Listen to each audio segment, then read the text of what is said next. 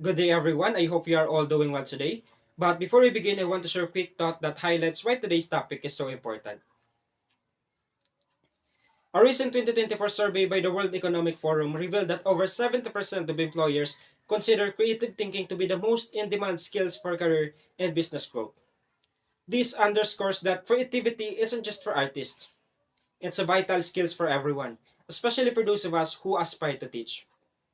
So with that in mind, I am Jolan Tangalon, together with my groupmates Miss China May Toldanes, Giselle Tomeño, Kyla Oballes, Jeremy Vasquez, and Jane Anabunita. And today, we will be discussing the Module 11, which is all about arts and creative literacy. But before we begin, let's first take a look at what you are expected to learn by the end of this lesson. So at the end of this lesson, you are expected to define arts and creative literacy, cite ways on how to integrate arts and creative literacy in the curriculum, and lastly, create an artwork and evaluate it using self-made assessment rubric. But before we proceed to a formal discussion, I want to request all of you to please close your eyes first. Now, I want you to imagine the world as what it is today. I want you to imagine the school, the forest, the seas, the skies, the wonderful and amazing buildings, the cities, the things that were invented and become very useful in our society today, and everything that could be seen in our surroundings and environment. Now, please open your eyes. Okay, so I want to hear your thoughts or insight about this question. If you would be given an ability to create something that this world and its people desperately or badly need, what would it be and why? Anyone? Okay, thank you so much for your creative and intelligent ideas. Now let us dive into the main reason why there are so many things existing in our society today, which we term as creativity. Now, what are the things that immediately pop in your minds the moment you hear the word creativity? Ano ba yung una niyong naiisip? Mhm. Okay, so thank you so much. So when we say creativity, it is the process of having original ideas that have value. Moreover, creativity is the ability to see the world in new ways. So usually, when we hear the word creativity, the things that immediately pop in our minds are drawings, paintings, digital arts, digital collage, portraits, sculptures, and things like that. Yung mga activities and things that involves colors and shape, right? But we will learn creativity today as something which is more than those things. But before we go on, let me ask, what's the difference between creativity and art? Kasi diba, it seems similar. Okay, so, well, here's a simple way to understand it. When we say creativity, it is the process, while art is one of the product of that process. So in other words, creativity is about thinking and generating ideas, and art is one way of expressing those ideas. So not all creative works are art, but all arts comes from creativity. Ano po? So now, as you can see in this statement, it is quite clear that in creativity, design, colors, and shapes are not just the things that we need. Because most importantly, we will be needing our minds. Just like how Merriam-Webster defines creativity as the ability to make new things or think of new things. It really involves a huge part of our brain for us to be creative. So, creativity is the act of turning new and imaginative ideas into reality. So, meaning, you could show your creativity in many ways, like through writing stories, poems, essay, news, and other form of writing, and even in analyzing different situations that you encounter in your daily life. Okay, so you are creative when you perceive the world in new ways. So analyze problems and generate solutions to solve it. And simply applying your ideas in creating something or producing something.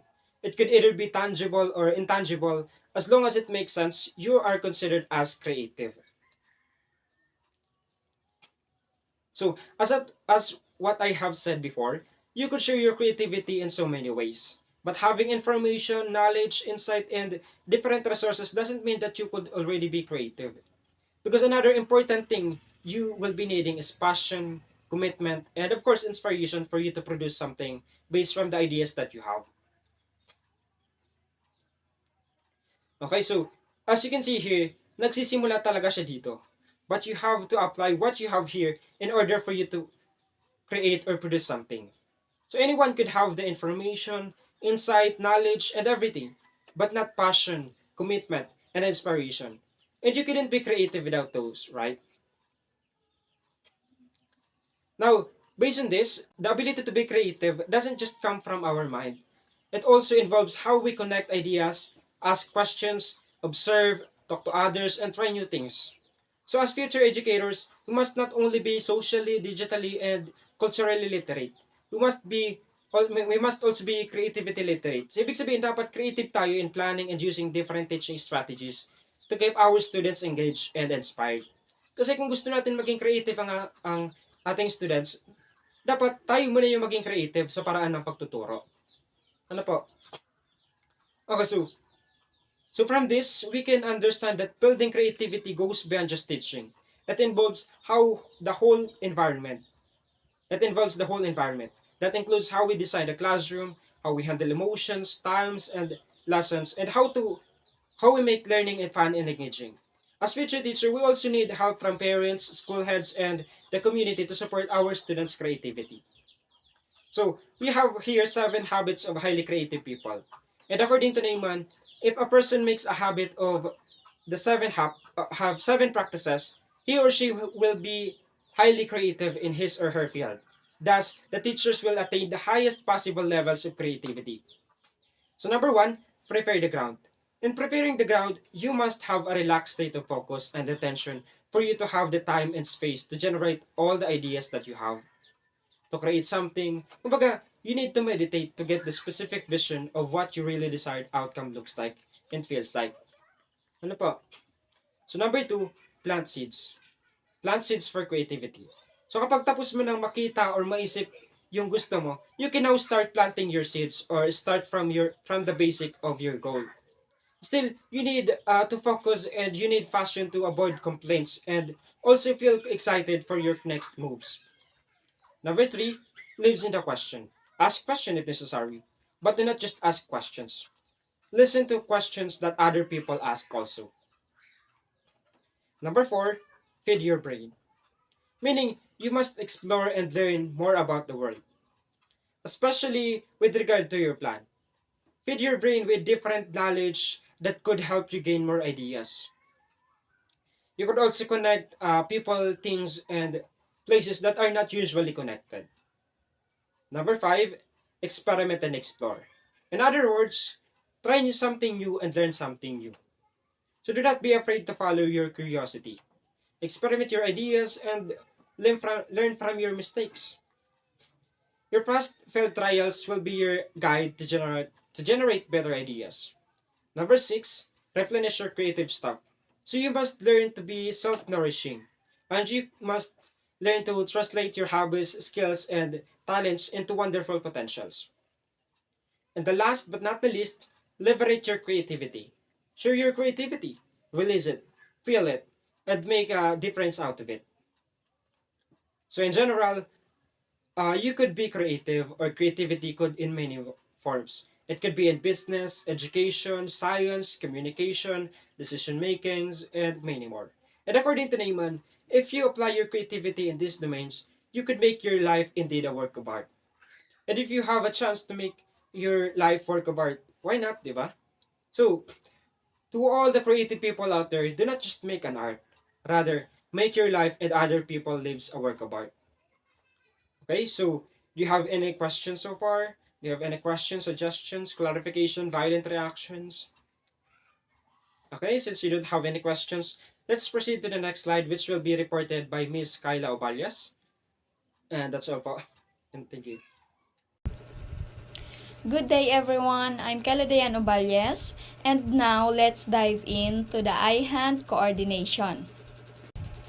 Eye-hand coordination, also known as hand-eye coordination, is the coordinated control of eye movement with hand movement, and the processing of visual input to guide reaching and grasping along with the use of proprioception of hands to guide the eyes.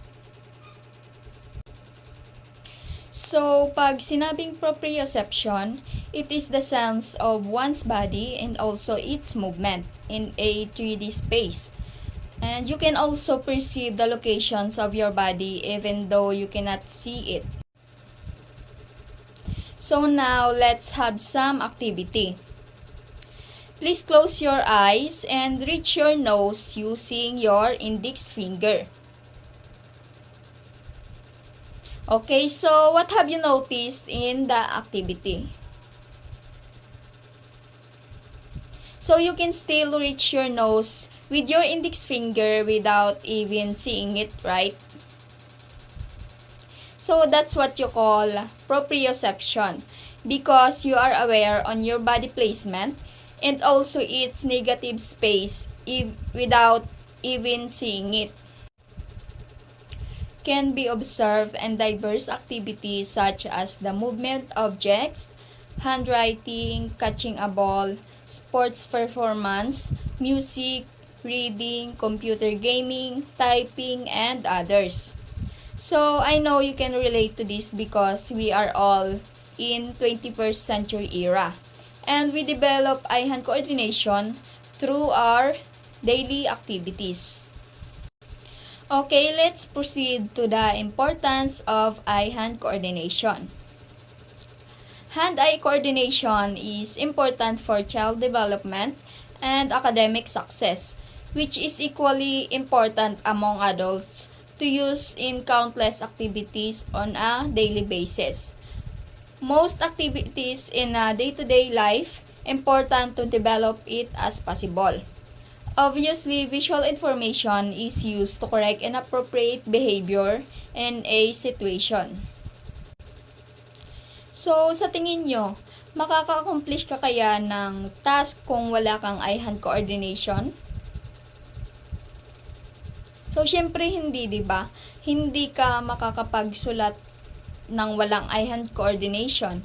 And many specific things which you will use in daily basis, kagaya ng pagligo or even pag-toothbrush or kahit maliit na bagay. Kaya, importante talaga ang eye-hand coordination in our daily life. So, we have some example here of eye-hand coordination. In writing, when making lines, the eyes send visual information to the brain to tell where the hand is placed and if legible.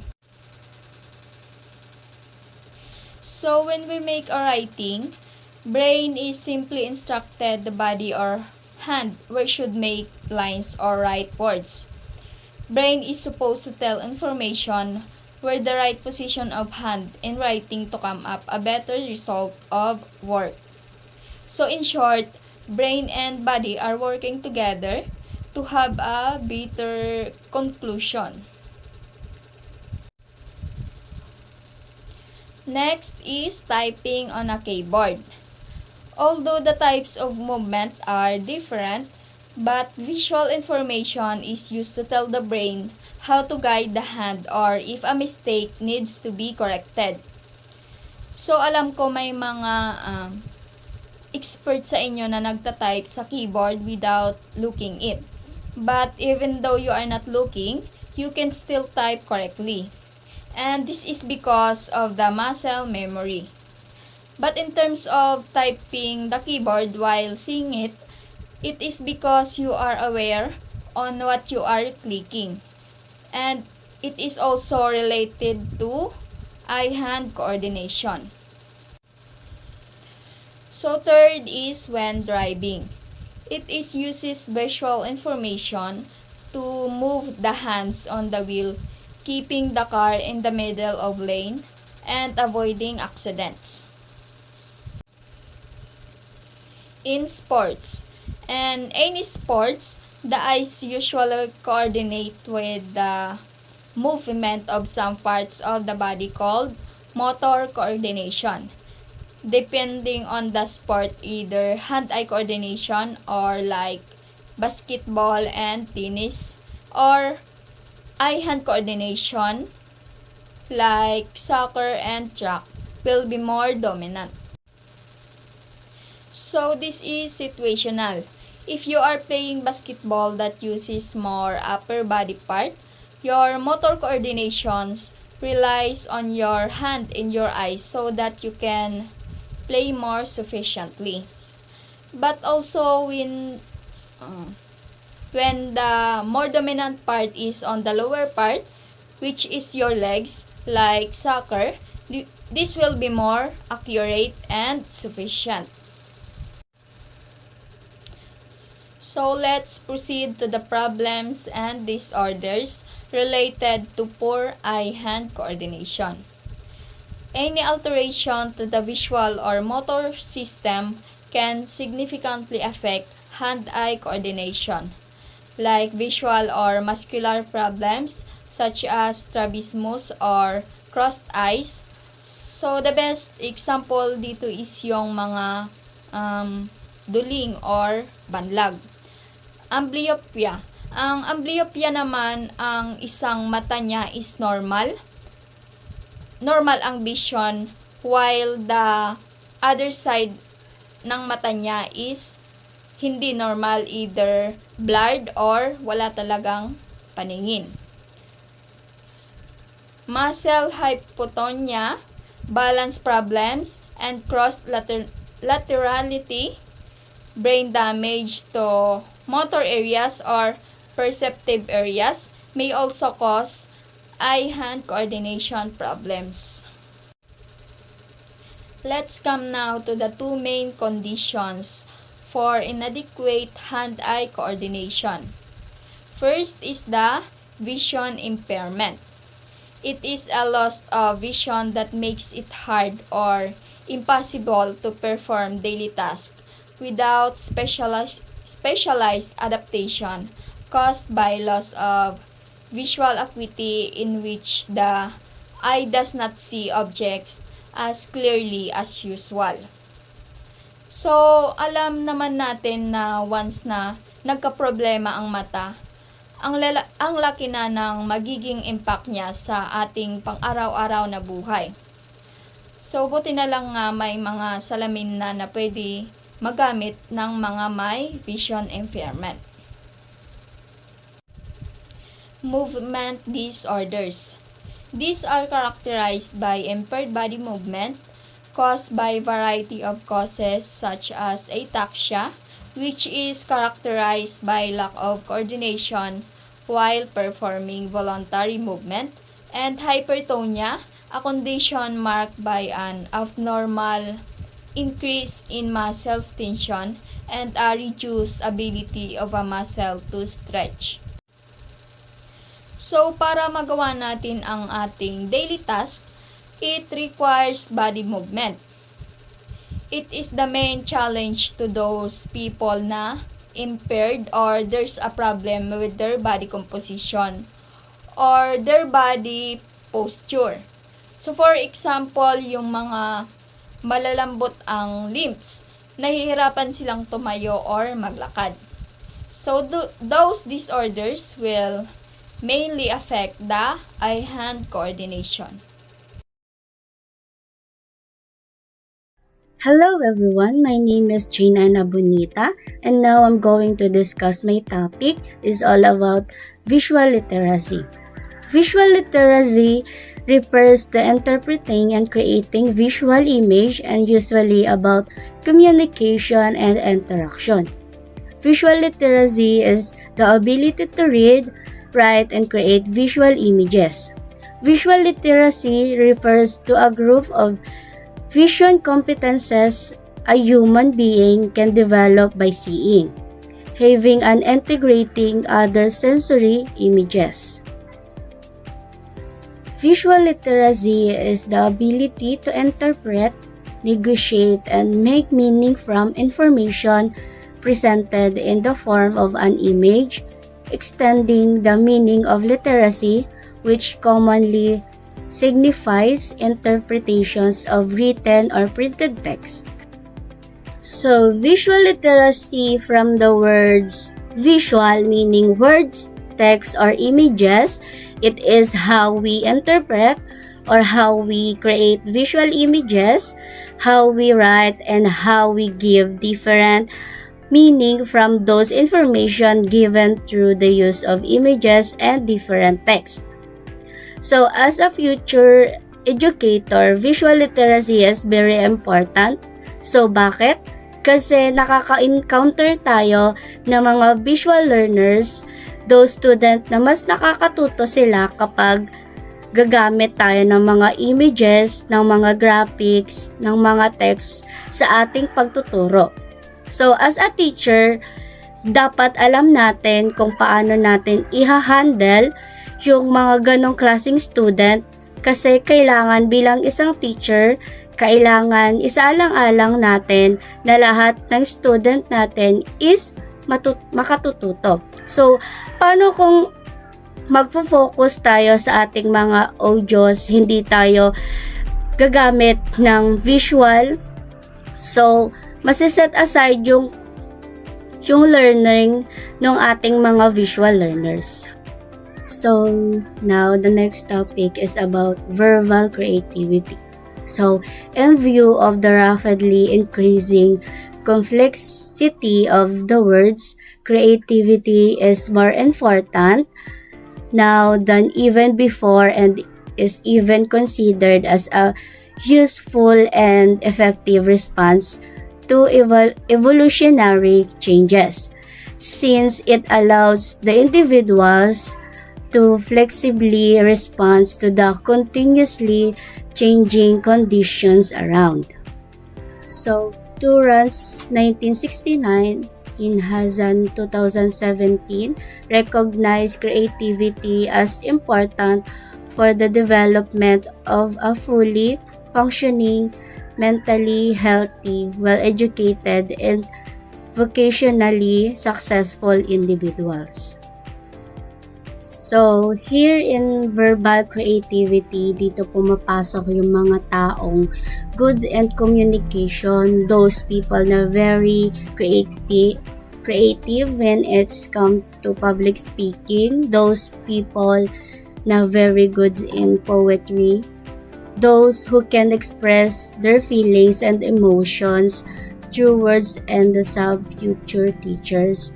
We must be verbal creative because we must be professional in choosing words that we will use in communicating. So, there are 4 major components of divergent thinking are fluency, flexibility, originality, and elaboration, which are very useful for an operational concept. So, fluency refers to the total numbers of ideas, options, and solutions generated for an open-minded problem. So, flexibility is the number of conceptual categories, while originality is the aspect of created or invented works and is about a statistical and frequency of responses related to the task compared with original ideas. And elaboration is the ability to expand an ideas, which details and the ability to create an integrate plan.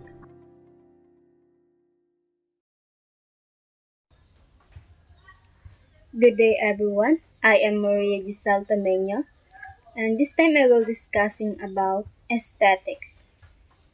So, Britannica defined aesthetic, also spelled as aesthetics, a study of beauty and taste.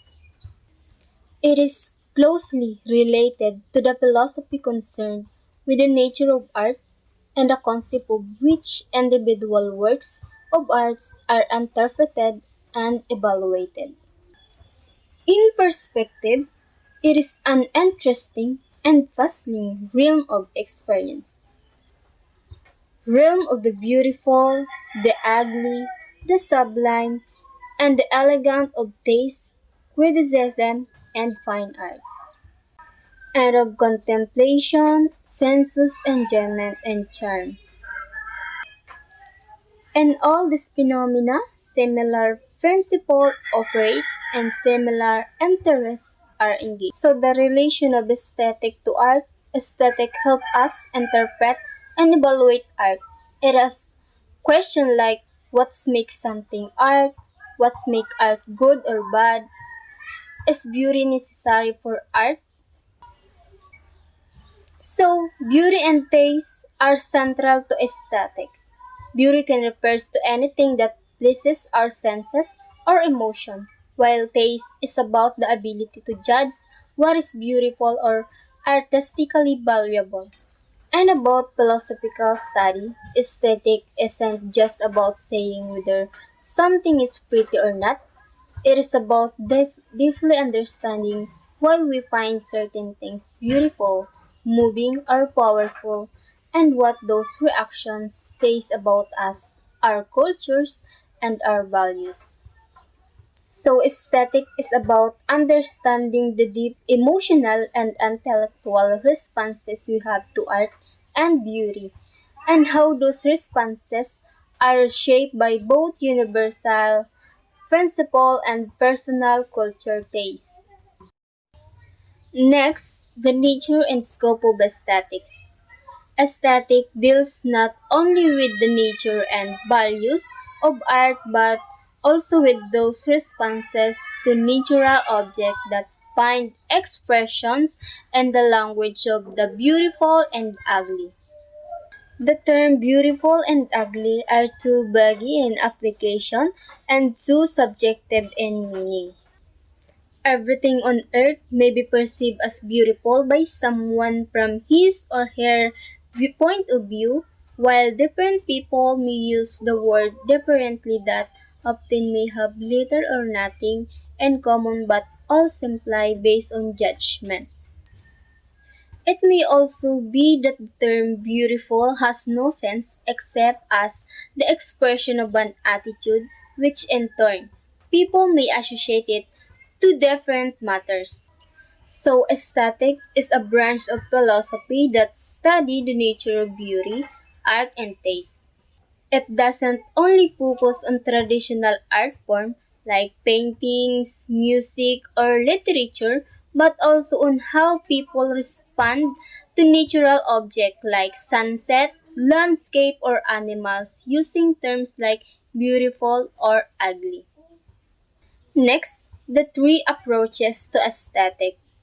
Britannica laid down three approaches to aesthetics as follow. First, it is the study of aesthetic concept to aesthetic concept, or the analysis of language of criticism in which particular judgments are singled out and their logic and justification area presented. Second, it is a philosophical study of certain states of mind, responses, attitude, and emotions that are involved in aesthetic experiences. And the last one, it is the philosophical study of the aesthetic object that reflects the view that problem of aesthetic exists because the world contains a special object toward which people react selectively as described in aesthetic terms. So this approach suggests that aesthetic problem arise because the world contains special object that trigger a distinct type of perception or evaluation, which we label as aesthetic. These objects are not inherently different in substance from other objects, but we treat them differently because of how they appear to us and how we respond to them. So that's all for my part po. Next reporter. Good day everyone. My name is Jeremy Vasquez from BSE 3I Filipino major. So today po, I will be discussing about integrating arts and creativity, literacy into the curriculum. The following are strategies and initiatives in embedding arts and creativity literacy in the curriculum. Number 1, physical environment.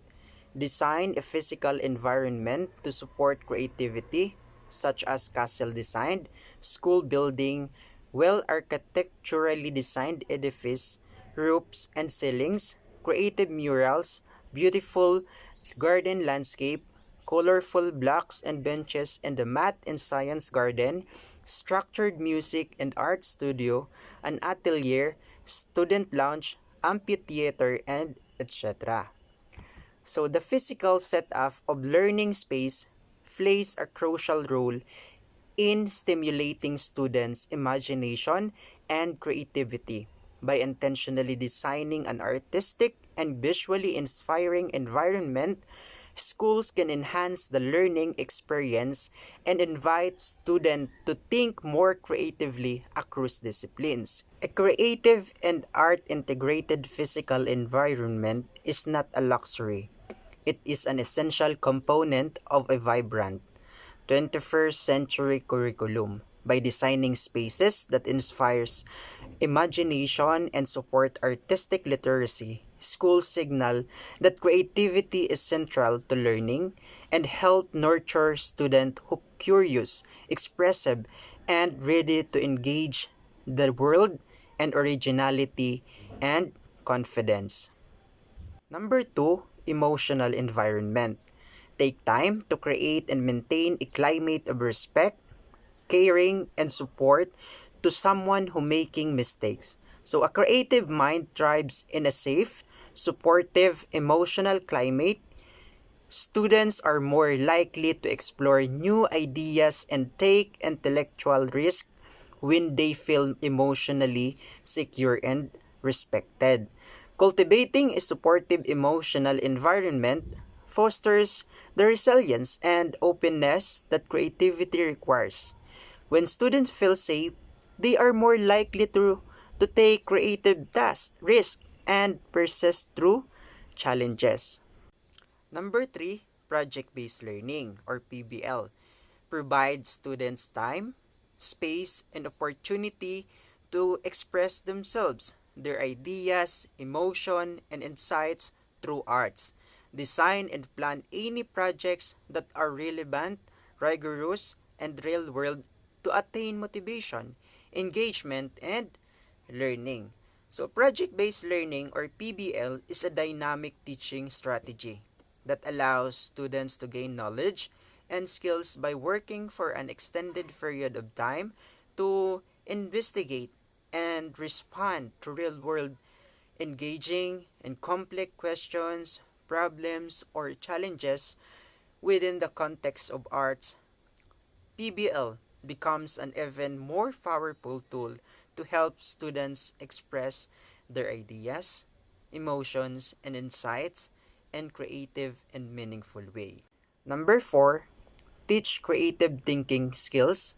So teach students about metacognition or thinking about their thinking, even to the little ones, through the process of brainstorming, reasoning, comparing, and contrasting, problem solving, concept mapping, analyzing, evaluating, and more. So teaching creative thinking skills is essential for preparing students to become problem solvers, innovators, and lifelong learners. One powerful way to cultivate these skills is by integrating arts and creativity into the curriculum, coupled with teaching metacognition or thinking about thinking. So by combining artistic expression with reflective thinking, students don't just learn academic content, they learn how to think critically and creatively. Number 5, alternative assessment. Instead of just a worksheet or an assignment, provide different authentic assessment like performance, system design, product or output making, visual arts creation, task-based, project-based, portfolio, and other provided with rubrics and other forms of metrics. So alternative assessments are non-traditional methods of evaluating student learning and abilities. Instead of relying solely on written tests, quizzes, or worksheet, alternative assessment emphasize real-world tasks, creativity, and performance. This allows students to demonstrate understanding through artistic, practical, and meaningful outputs. making learning more engaging, inclusive, and authentic. Number 6, scheduling. Project-based curriculum and performance-based assessment need ample time and proper scheduling in either structured or unstructured manner. So effective scheduling is crucial when implementing a curriculum that emphasizes arts integration, project-based learning, and performance-based assessment. These approaches are deeper, student-centered, and process-oriented, requiring ample time, flexibility, and strategic planning to allow students to fully explore, create, and reflect on their learning. Without proper scheduling, the potential of creative and artistic learning experiences can be diminished due to time pressure, rush outputs, or fragmented instruction. Scheduling is not just about managing the clock. It's about honoring the creative process and giving students space to develop meaningful, authentic learning experiences. Number 7, student-centered and personalized learning provide students freedom to choose on what they will learn, how they will learn, and how they will demonstrate what they have learned. Student-centered and personalized learning shift the focus of education from the teacher to the learner. Instead of passively receiving knowledge, students are active participants who make decisions about what they learn, how they learn, and how they demonstrate their learning. When this approach is integrated with arts and creativity, it becomes a dynamic and powerful way to nurture individual talents, passion, and learning styles. So by giving students voice and choice in content, process, and product, educators cultivate learners who are not only knowledgeable but also creative, confident, and capable of navigating a diverse and changing world. Number 8, incorporate arts. Integrate seamlessly music, art, and dance into the curriculum to develop creativity. So, to incorporate arts means to intentionally and thoughtfully embed various art forms, music, visual art, drama, and dance. So, across subject areas, not as isolated activities, but as tools for deepening understanding, enhancing creativity, and fostering engagement. When this integration is seamless, students don't just do art, they learn through art.